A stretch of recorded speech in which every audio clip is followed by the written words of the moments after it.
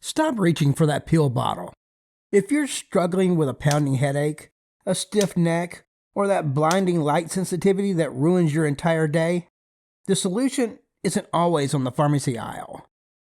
Most people call these plants weeds, at least here in the US, but today I'm showing you 3 of nature's most effective, research-backed answers to cranial pain. These 3 wild plants are a rock-solid defense against headache pain. A strategy so effective, you'll wonder why your doctor hasn't mentioned it. Let's dive in.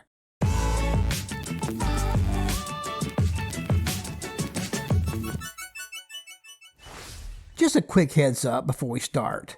Since we're talking about more than just food here, I'm a forager and a writer, not a medical doctor. This video is for educational purposes to help us reconnect with the plants around us. Always consult with your healthcare provider before starting a new herbal routine, especially if you're already on medication, pregnant, or nursing. And remember, never ingest any plant unless you are 100% sure of its identification. Safety first, so we can keep foraging together for a long time. Our first rock-solid defense against pain, the OG of the herbal world, is the incredible willow. You'll find these all across North America, almost always near water, creeks, riverbanks, or those low-lying spots in your backyard that stay damp. To identify it, look for long, slender, lance-shaped leaves and flexible, weeping branches. There are actually over 100 species of willow in the U.S. alone, but while they vary in size, they all share the same love for wet feet. The giveaway is the habitat. If your shoes are getting soggy, you're likely near a willow. Willow bark contains salicin, which your body converts into salicylic acid. If that sounds familiar, it should. It's the natural inspiration for aspirin. Research shows that once converted, these compounds work by inhibiting the COX-1 and COX-2 enzymes, effectively shutting down the production of prostaglandins that cause pain and swelling. Did you know that salicylic comes from the Latin word for the willow genus, Salix? Here is a forager's secret. Willow isn't just wild aspirin, it's a complex cocktail of polyphenols and flavonoids. Unlike synthetic aspirin, which can be harsh on the tummy, the tannins in willow bark can actually help protect the stomach lining. It takes a little longer to kick in, about 20 minutes more than a pill, but the relief is often more sustained. The pro tip? We aren't using the thick gray outer bark of the tree. You want to harvest pencil-thick twigs. Peel back that outer layer to reveal the vibrant green or white inner bark. That's where the salicin lives. Dry it for a potent tea or make an alcohol-based tincture to keep in your nature's first aid kit.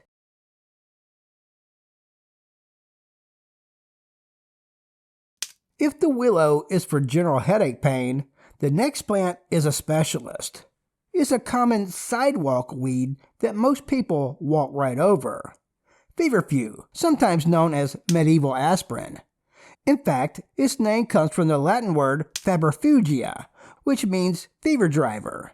The plant was historically used to drive away fevers, but today we know it's much more effective at driving away migraines. You can find this plant across almost the entire United States. While it's native to Europe, it is naturalized so well here that it's common from the Pacific Northwest all the way to New England and down through the Midwest into the South. It loves human activity. You'll see it in disturbed soils, alleyways, and even popping up in your flower bed. It looks like a wild daisy with tiny button-like yellow centers and white petals. But the real identifier is its foliage. The leaves are a distinct lime green, deeply lobed, and have a very strong, bitter, almost citrusy scent when crushed. While willow handles the now, Feverfew is the master of the preventative. It comes down to a compound called Parthenolide. Clinical studies, including those recognized by the American Headache Society, yes, that's a real organization, show that Parthenolide helps prevent the constriction and dilation of blood vessels in the brain. the exact vascular recoil that triggers a migraine. It's essentially a reset button for circulation inside your noggin. If you suffer from chronic migraines, chewing just 2 or 3 small leaves a day or taking it as a tea daily can reduce the frequency of attacks by nearly 50%. There are 3 ways herbalists prepare Feverfew for general headache relief as well. First is a headache tea. While bitter, a tea is made by steeping 1 teaspoon of dried Feverfew leaves or flowers in 8 ounces of boiling water for about 15 minutes. Many foragers mix it with chamomile, lemon balm, or wild mint to make it more palatable and to add extra soothing properties. Some use a strong tea as a topical compress. They make a strong infusion, steeping the herb for about 25 minutes, and soak a cloth in the cool liquid to apply to the forehead or temples for tension relief. Then there are infused oils. Some herbalists infuse the flowers in oil to create a headache balm that can be rubbed into the neck and shoulders.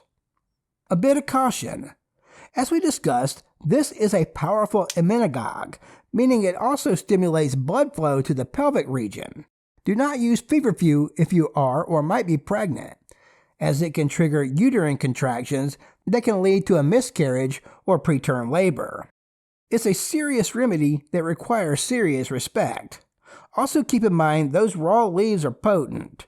If chewing the raw leaves causes mouth sores called aphthous ulcers, just stick to a tea made from the dried leaves and flowers to mellow out the intensity while keeping the medicine.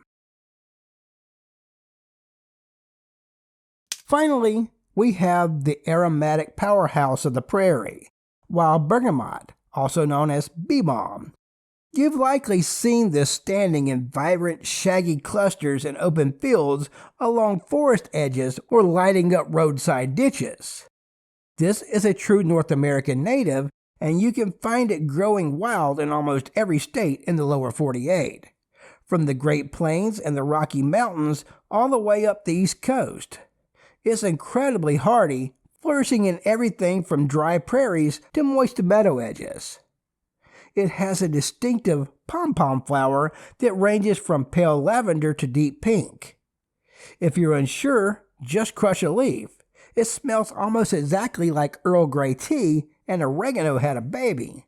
Actually, the bergamot in your Earl Grey tea actually comes from Mediterranean orange, but early North American settlers found this plant smelled so similar that they used it as a local substitute.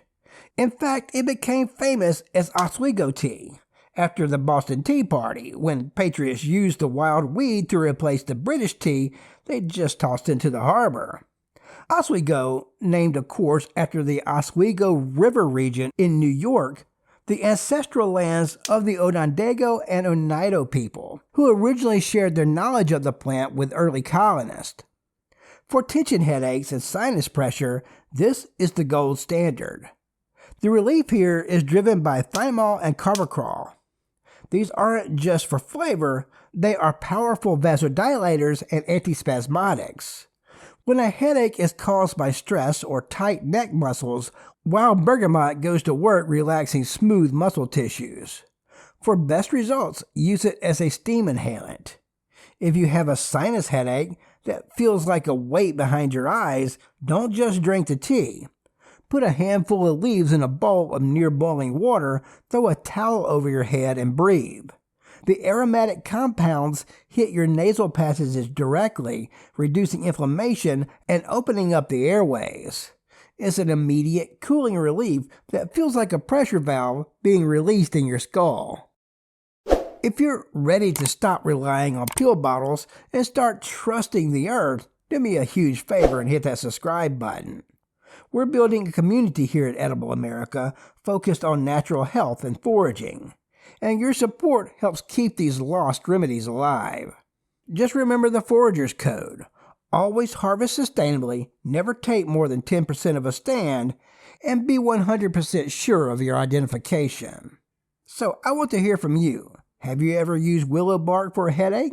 Or maybe you have a specific way to prepare Bee Balm tea. Share your experience in the comments below. Your knowledge might be the exact thing someone needs to hear to find relief today. You don't need a prescription to start feeling better. You just need to step outside. Get out there, stay safe, and as always, eat the weeds.